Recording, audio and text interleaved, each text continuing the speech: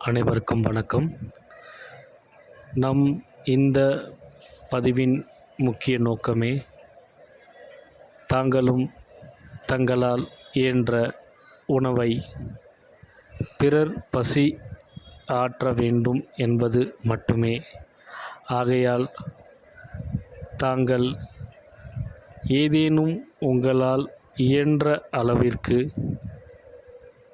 சிறியதாகவோ அல்லது உங்கள் நிலைக்கு ஏற்றவாறோ பிறர் பசியாற்ற வேண்டும் என்பதே நம் முக்கிய நோக்கம். இதில் எந்த விதமான மாற்று கருத்துக்களோ கிடையாது.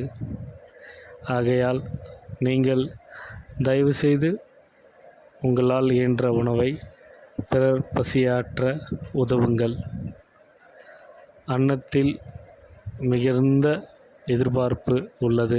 இந்த உலகில் நாம் ஒருவேளை அன்னம் இல்லாமல் இருப்பது மிகுந்த கடினம்.